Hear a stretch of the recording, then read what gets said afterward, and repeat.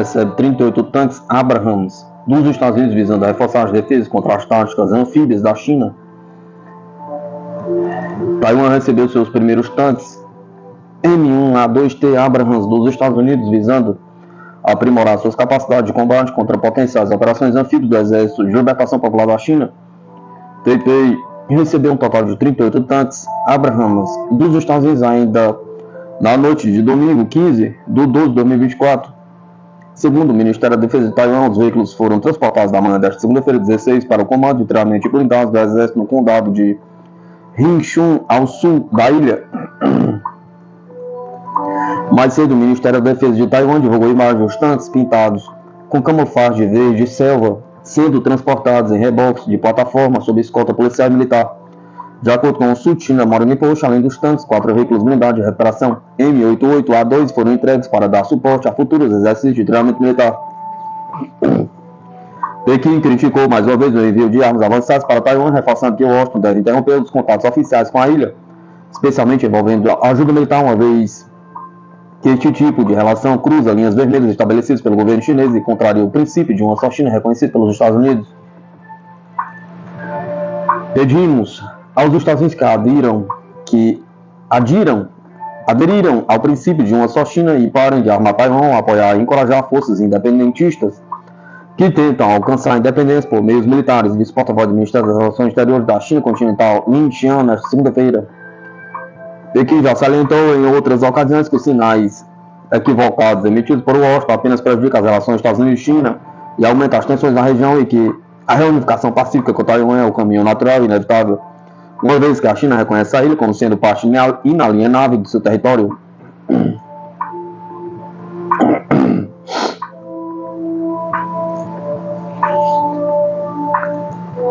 Os Estados Unidos enviam porta-aviões ao Oriente Médio sob o argumento de garantir a estabilidade regional.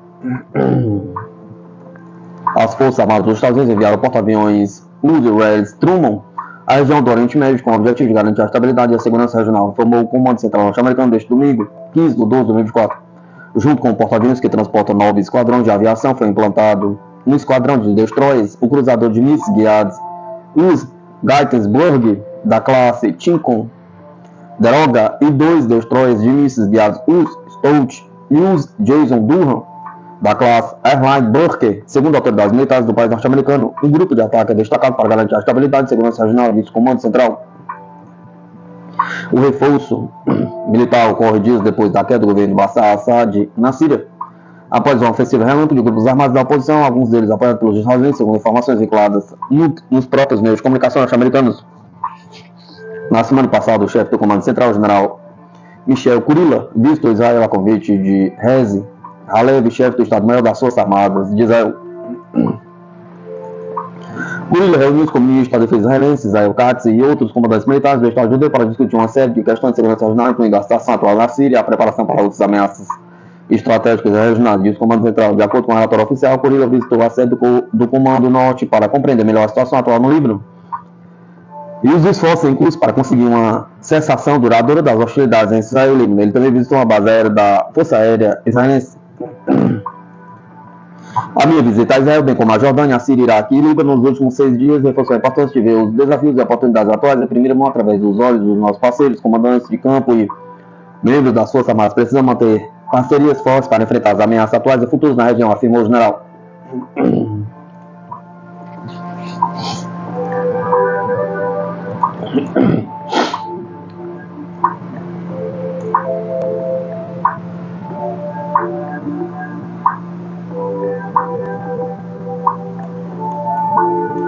O Grande Israel pergunta: Nathan aprova plano de colonização das colinas de Golã.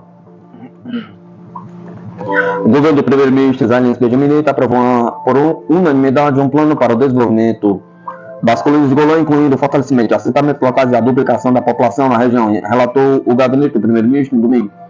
O governo aprovou por unanimidade o plano do primeiro-ministro Benjamin Netanyahu para promover o crescimento demográfico nos assentamentos da colina do Golã e Catherine, com um orçamento total de mais de 40 milhões de shekels, diz a declaração. O gabinete também disse que, à luz do conflito e andamento da recente abertura de uma nova frente na Síria, Netanyahu havia submetido a primeira emenda ao seu plano para promover o crescimento demográfico no Golã devido ao desejo de dobrar a população das colinas do Golã. O plano para desenvolver as colinas do Golã inclui iniciativas nas áreas de educação, energia renovável, estabelecimento de uma vila estudantil, também inclui um programa de desenvolvimento organizacional projetado para auxiliar o Conselho Regional de Golã e receber novos moradores. O fortalecimento das colinas de Golã é essencial para a segurança e estabilidade do Estado de Israel, especialmente importante na situação atual. Continuaremos a manter e desenvolver a colonizar a área disso, Neita, com força do gabinete. Anteriormente, o primeiro-ministro declarou que as colinas de Golã permanecerão para sempre como parte integrante de Israel.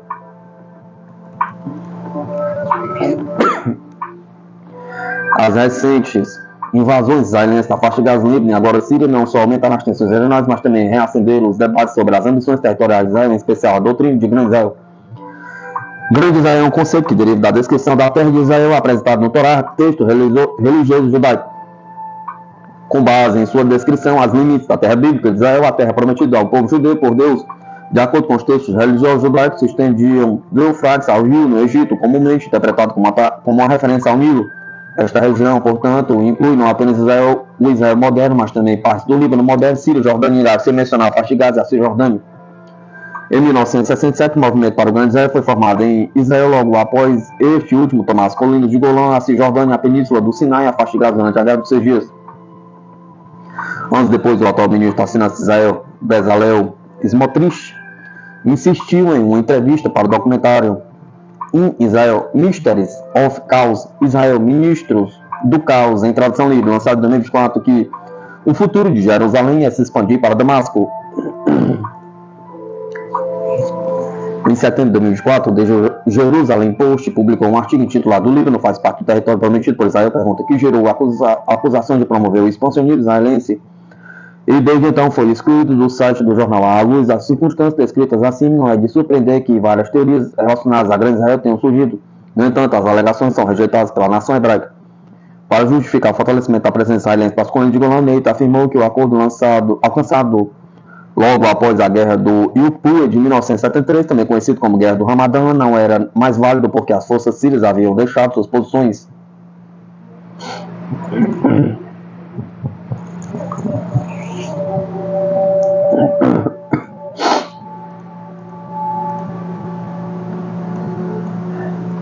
Será que o gelo marinho do Ártico desaparecerá até meados do século? Pergunta. Cientistas explicam.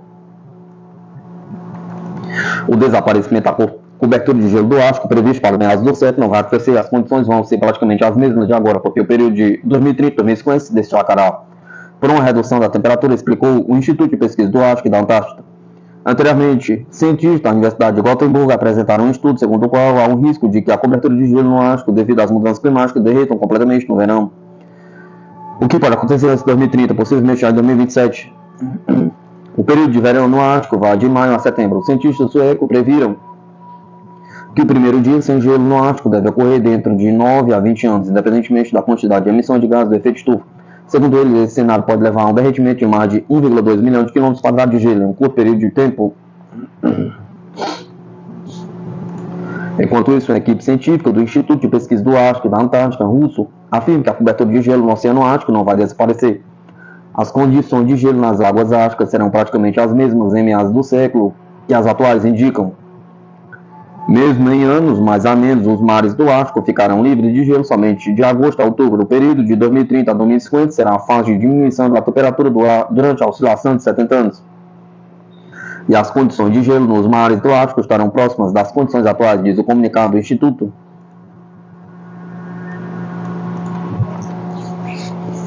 Observe-se que as mudanças insignificantes na cobertura de gelo no mar do Ártico foram registradas já na década de 1990 e no início dos anos 2000 começaram as mudanças drásticas. Em 7 anos, a era de gelo marinho do Ártico, do pico do mínimo de temporada em setembro, caiu 40% em comparação com o mesmo período durante o tempo de observações regulares por satélite, ou seja, desde 1979. Nos últimos anos, a extensão de gelo no verão, embora varie de ano para ano, tem sido mantida em geral em um novo nível médio, que é de cerca de 20 a 25% menor do que o observado em 1979 e 2000.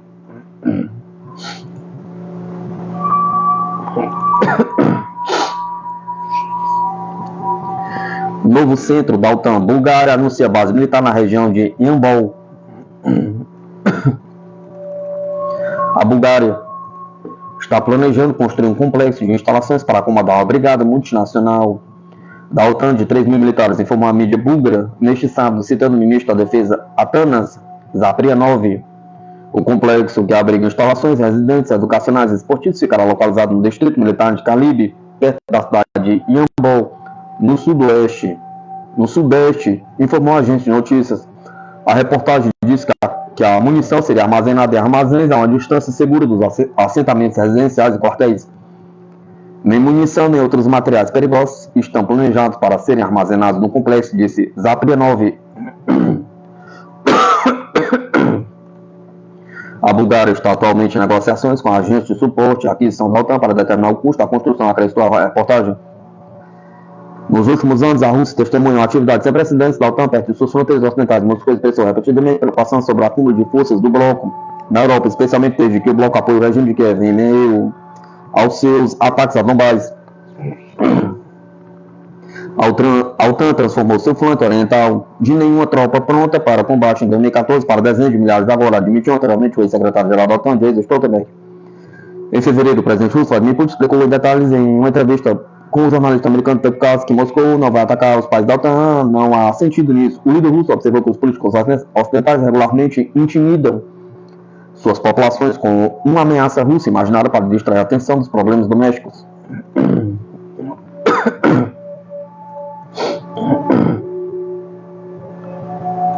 Analista, destruição de 4 sistemas antiaéreos Patriot foi golpe devastador para as forças da Ucrânia. A destruição de 4 sistemas antiaéreos Patriot na Ucrânia pelos militares russos foi um golpe devastador para as forças armadas ucranianas, disse o analista britânico Alexander Mercouris em seu canal no YouTube. Foi um golpe devastador. Ele novamente enfatizou a supremacia aérea dos russos, disse o especialista. Mercouris também observou que a tentativa do Ocidente de fornecer à Ucrânia aeronaves, sistemas de defesa aérea e mísseis não conseguiram ajudar as forças armadas ucranianas, uma vez que a destruição deles pelo exército russo é rápida. Ontem, o Ministério da Defesa da Rússia informou que suas tropas destruíram 4 lançadores de mísseis Patriot dos Estados Unidos na zona de operação militar especial. Anteriormente, o comandante das forças de defesa antiaérea de mísseis da Rússia, tenente-general Andrei Semenov, disse aos jornalistas que os sistemas de defesa antiaérea dos Estados Unidos, os Patriot, são capazes não só de cobrir os locais que defendem, mas também de se protegerem.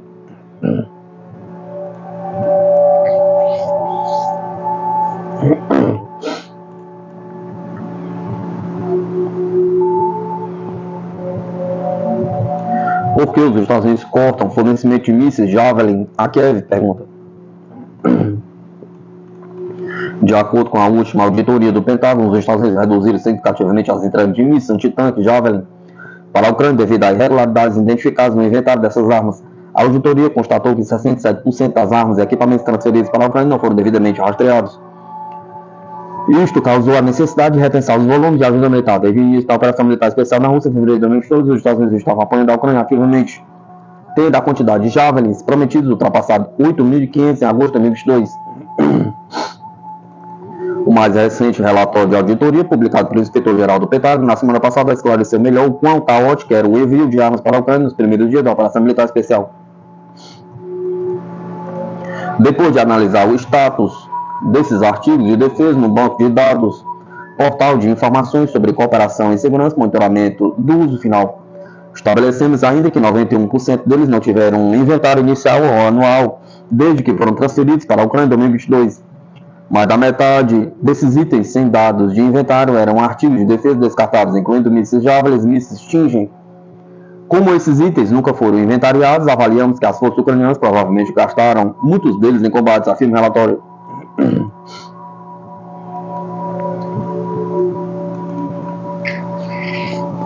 Ao mesmo tempo, um número concreto de armas transferidas é ocultado como informação confidencial.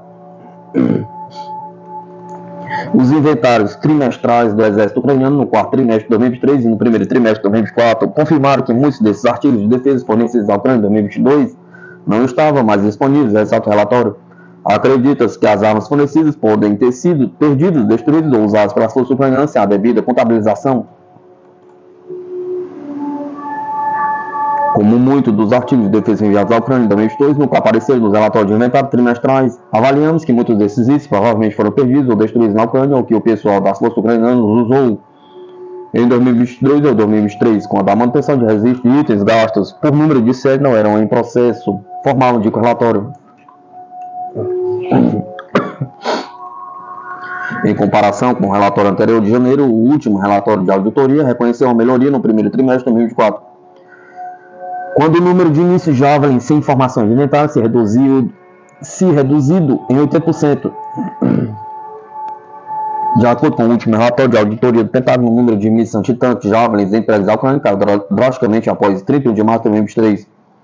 O Pentágono planejou originalmente comprar 650 mísseis Javelin no ano fiscal de 2022, porém as compras reais aumentaram para 7.722 mísseis, dos quais 6.286 foram entregues ao Exército dos Estados Unidos, 1.005 a Corpo de Fuzileiros Navais, 418 a compradores estrangeiros e outros 13 foram doados à Marinha dos Estados Unidos. Este aumento foi ligado à necessidade de reabastecer os estoques após a transferência de mísseis para a Ucrânia, que levou ao pedido de mais de 7.072 mísseis para substituir os mísseis enviados ao exército ucraniano. No entanto, os relatórios orçamentários de 2023 e 2024 observam que, após 2022, o ritmo de aquisição de projéteis Javelin diminuiu significativamente, com as entregas para a Ucrânia caindo em mais de 70%. O Exército dos Estados Unidos concedeu o maior contrato de fabricação destes mísseis, no valor de 1,3 bilhão, a Javelin Joint Venture, que planeja aumentar a produção para 3.960 mísseis por ano até o final de 2026. A queda nas entregas também pode ser atribuída a questões contábeis identificadas e a otimização dos custos das armas. A queda acentuada nas entregas de mísseis Javelin para a Ucrânia após 2022 pode ser devida a problemas de inventário identificados no relatório do Pentágono. Mas não está claro se esse é o principal motivo. A maior demanda da Ucrânia no campo de batalha pode ter forçado os Estados Unidos a priorizarem outros sistemas de armas e que pode ter mudado para armas antitanques mais econômicas, como drones. No entanto, em 2023 surgiram relatos de que algumas das armas entregues, incluindo mísseis Javelin, podem ter ido parar nas mãos de países terceiros. Note-se que o vice-presidente do Conselho de Segurança da Rússia, Dmitry Medvedev, afirmou que as armas fornecidas à Ucrânia estavam sendo usadas contra Israel e poderiam ser usadas sem controle em outros focos de tensão. Além disso, um artigo da revista americana Newsweek cita um comandante anônimo de alto escalão do exército israelense expressando preocupação com a possível transferência de armas fornecidas pelos Estados Unidos para países terceiros como o Irã, depois de estas armas terem sido apreendidas pela Rússia. Em outubro de 2013, o presidente dos Estados Unidos, John Biden, discutiu com o presidente da Angola os possíveis riscos de segurança associados ao contrabando de armas americanas da Ucrânia para a África.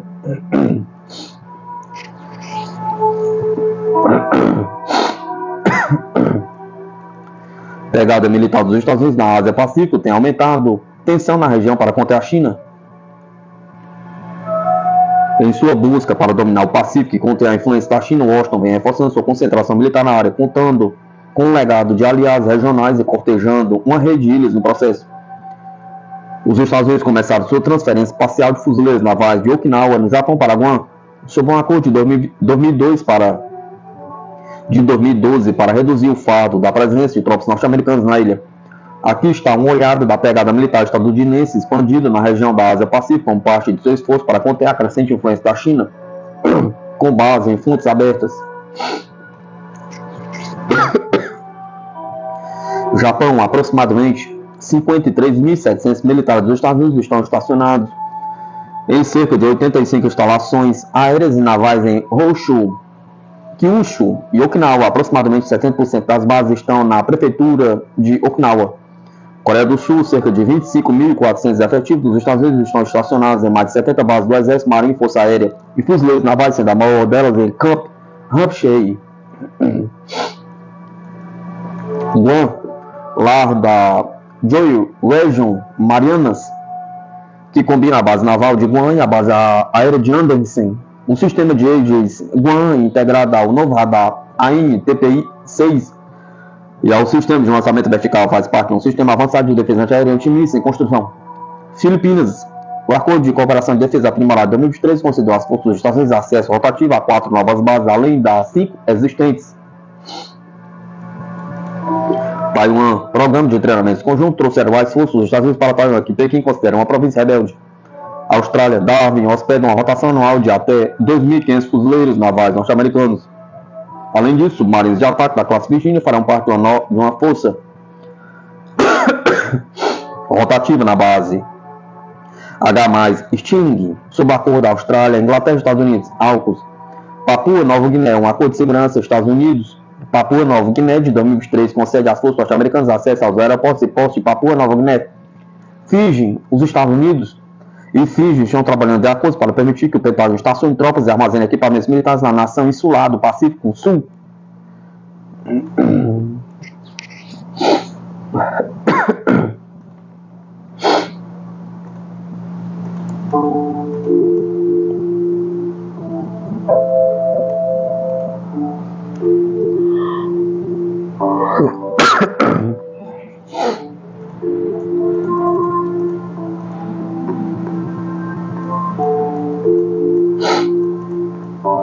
Arsenal de guerra do Exército Brasileiro entrega novos morteiros ao Exército. Uma vitória operacional ou paliativo estratégico? Pergunta.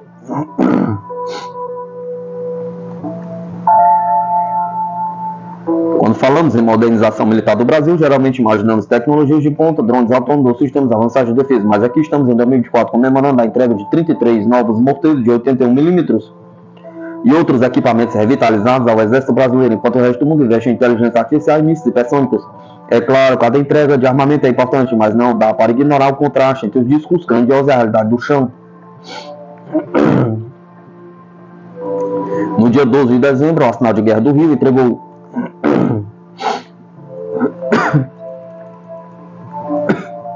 33 morteiros de 81 mm fabricados e 3 revitalizados, um morteiro de 120 mm fabricado e 6 revitalizados, 5 kits de adaptação para transporte de morteiros na viatura Guarani, 2 equipamentos de rádio e intercomunicação, 27 equipamentos de visão noturna recuperados.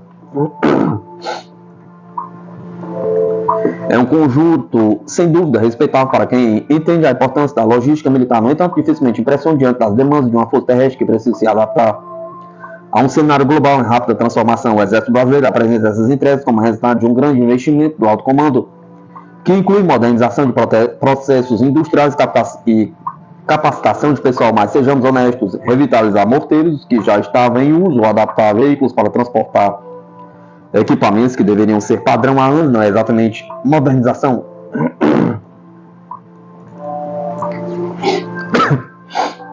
Enquanto isso, países vizinhos como Colômbia e Chile avançam em sistemas mais modernos. As grandes potências regionais como os Estados Unidos focam em tecnologia que ainda estamos anos-luz de alcançar.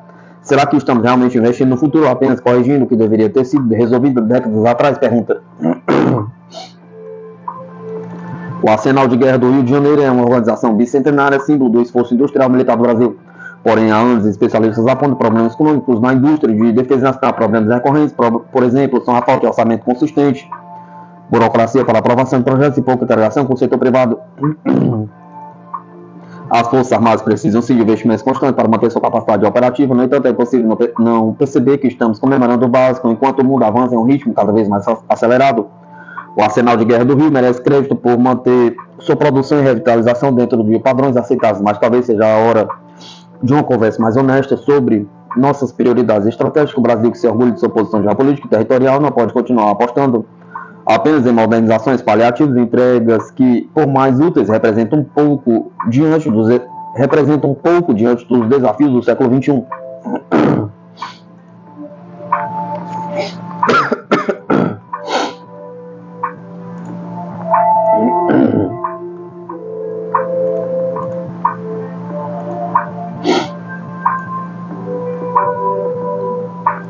Marinha alemã testa drone subaquático Blue Whale para rastreamento secreto de navios.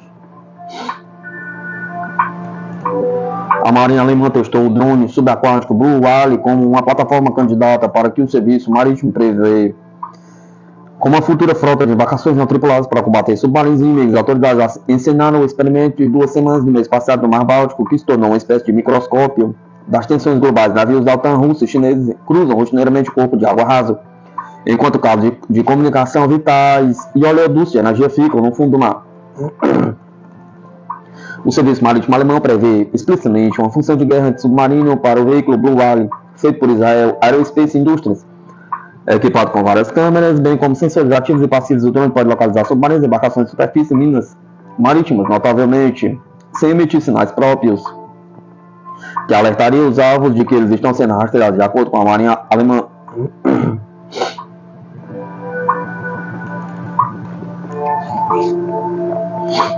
Essa é uma capacidade atualmente disponível apenas por meio de submarinos tripulados, o que a torna significativa para a vigilância marítima, escreveram autoridades na declaração publicada no site da Marinha. Os drones Blue Whale se enquadram na categoria de grandes veículos subaquáticos não tripulados, pesando 5,5 toneladas, com um comprimento de quase 11 metros e um diâmetro de mais de 1 metro. O especialista alemão em sistemas navais Atlas Electronic participou do teste recente que os líderes de serviço consideram um trampolim em direção à sua estratégia Marinha 2035. O plano prevê acelerar o desenvolvimento de tecnologias não tripuladas e integrar rapidamente novos drones aos esquemas de comando e controle do serviço marítimo. Questionado sobre a abordagem para integrar um sistema não pertencente à OTAN às redes de operações navais alemãs da Aliança, Drumbar, vice-presidente da IAI, Israel Industry Aerospace, CEO da subsidiária Elta Systems, disse que havia interfaces existentes para recorrer durante o exercício. Eles foram desenvolvidos em cooperação com a Atlas no ano passado para 2 exercícios da OTAN sediados em Portugal, o Robotic Experimentation and Prototyping Rippings e os eventos Dynamic Message SPAR. O interesse das ações da OTAN em drones subaquáticos e de superfície como complementos à guerra naval tripulada aumentou significativamente nos últimos anos. As autoridades os imaginam como sensores autônomos para repelir navios de guerra inimigos ou monitorar a saúde da infraestrutura crítica no fundo do mar.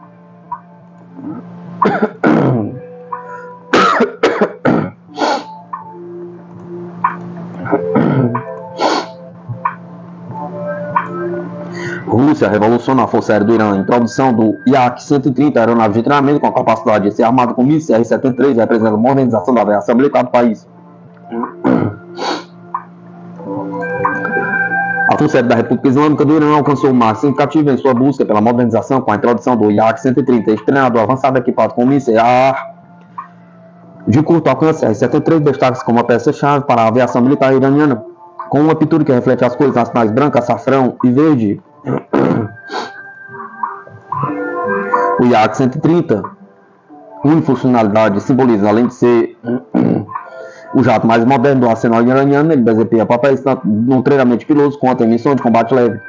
A aeronave é capaz de carregar até 4 mísseis R-73, incluindo rounds específicos para o treinamento, operando próximo à base aérea de Isfahan. O Yak-130 representa um avanço estratégico que coincide com a entrega recente de 12 unidades pela Rússia.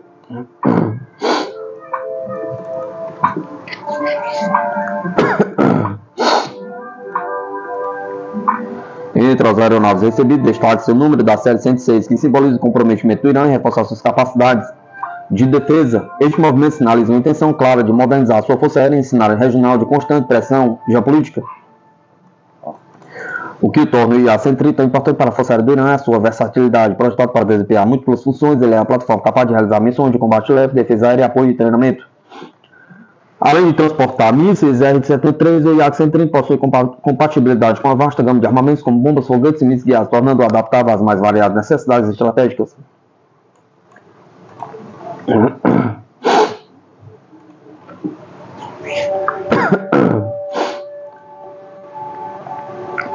Outro destaque é o seu alcance operacional, que chega a aproximadamente 800 km. Essa autonomia pode ser ampliada com tanques de combustíveis externos, permitindo à aeronave execute missões em maiores distâncias. Embora seu papel principal seja o treinador, o Yak-130 tem se mostrado eficiente em cenários de combate, o que o coloca em uma posição estratégica dentro da aviação militar iraniana. O treinamento de pilotos com o Yak-130 é outro ponto crucial. A aeronave serve como uma ponte entre os pilotos em formação e os caças mais avançados da Força Aérea iraniana, como o Su-35, recentemente adquirido da Rússia. Essa preparação é essencial para garantir que os pilotos estejam aptos a operar aeronaves de alta performance em cenário de combates reais. Assim, o Yak-130 é um treinador e um elemento fundamental na construção da Força Aérea iraniana do futuro. A introdução do Yak-130 na frota da Força Aérea do Irã não ocorre em um vácuo estratégico. Originalmente desenvolvido como projeto conjunto entre a Rússia e a Itália, o Yak-130 oferece ao Irã uma solução para superar as limitações impostas pelas sanções internacionais. Estas restrições têm dificultado o acesso do país à tecnologia de aviação militar avançada, tornando o Yak-130 uma escolha estratégica para substituir os antigos caças de fabricação americana ainda em uso.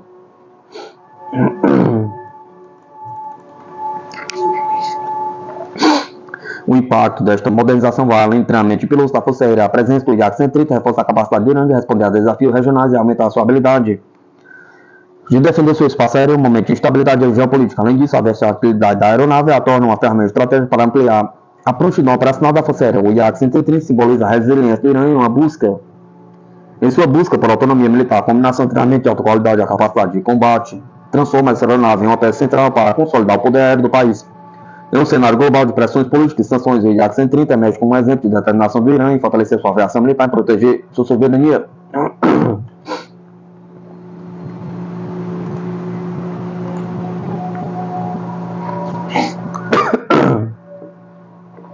A Rússia declara ter atacado Tel Aviv com míssil hipersônico. O movimento Yemita Houthi também afirmou ter atingido o alvo militar no subúrbio de Jaffa, em Tel Aviv, com seu míssil balístico hipersônico Palestine 2, na segunda-feira, 16 de 12 de 2024. A operação foi um sucesso em alcançar seus objetivos. As forças armadas iemenitas continuarão suas operações militares e atacarão todos os alvos israelenses relacionados ao território ocupado. Essas operações não cessarão até que a agressão ilegal chegue ao fim e o cerco seja levantado, afirmou o porta-voz das Forças Armadas do Iêmen, Yahya Sarré. Mais cedo, o exército israelense anunciou a interceptação de vários foguetes e mísseis advindos do Iêmen. Segundo o serviço de comunicação do exército, todos foram interceptados antes de atingir os alvos.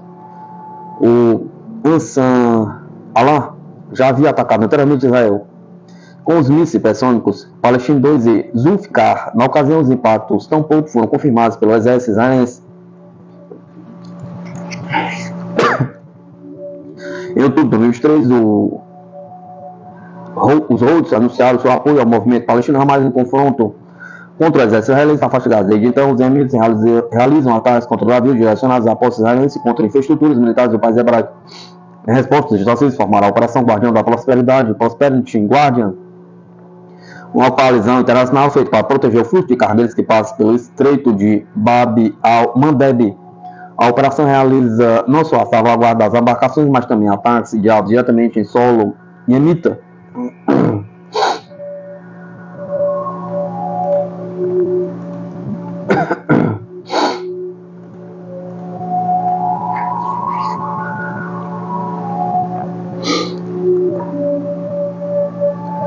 Índia fortalece sua força aérea investindo 1,5 bilhão com a encomenda de 12 jatos Su-30 MKI apostando em tecnologia e defesa nacional.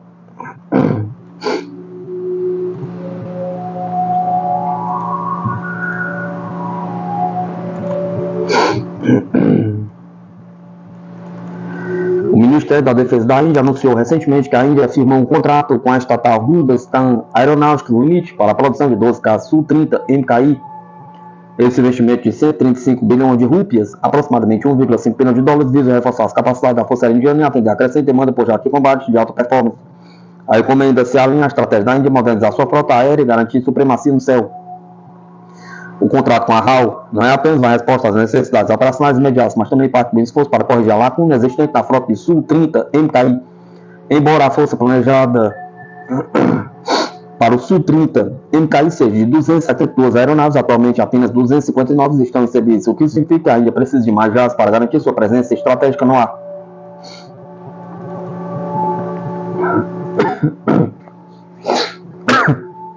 Segundo o Ministério da Defesa da Índia, o fornecimento dessas aeronaves aumentará a capacidade operacional da Força Aérea Indiana e fortalecerá a preparação e defesa do país. O que destaca a importância dessa compra para a segurança nacional. A produção local dos jatos Su-30 MKI pela HAL reforça a estratégia Make in India, buscando aumentar a autossuficiência do país no setor de defesa. A divisão de Naskhi da HAL, em particular, será responsável pela fabricação dos carros com mais de 62,6% do conteúdo local, refletindo um grande passo em direção à independência tecnológica e à inovação na indústria aeronáutica. O Su-30 MKI, uma variante altamente especializada do Su-30 russo, foi introduzido pela Força Aérea Indiana em 2002 e desde então tem sido um pilar fundamental para a defesa aérea do país. A aeronave bimotor possui uma impressionante capacidade de carga de mais de 8 toneladas, podendo carregar mísseis à superfície até 1.100 navios. Com um peso de decolagem de 38,800 kg, o Su-30 MKI é um dos caças mais poderosos da Força Aérea da Índia. O governo indiano também aprovou a atualização significativa para o Su-30 MKIS. O programa de atualização, que tem um valor estimado em 7 bilhões, incluirá novos aviônicos, radares e sistemas de controle de voo, com a primeira fase de trabalho já prevista. A Hindustan Aeronautics Limited (HAL) será responsável para executar as atualizações nos próximos 15 anos, em colaboração com a indústria de defesa local, que garante a modernização contínua dos jatos, mantendo-os prontos para os desafios futuros. Além das atualizações dos sistemas eletrônicos de controle, o governo indiano também assinou um contrato importante com a HAL para o fornecimento de 240 motores, a L-31FP. Este contrato de 260 bilhões de rúpias, cerca de 3,1 bilhões de dólares, assinado em setembro, tem o objetivo de garantir a sustentação do Su-30 MKI por várias décadas. Embora não esteja diretamente relacionado às atualizações tecnológicas, este acordo é crucial para manter os jatos operacionais a longo prazo, com foco específico em garantir o funcionamento contínuo da frota da Força Aérea Indiana.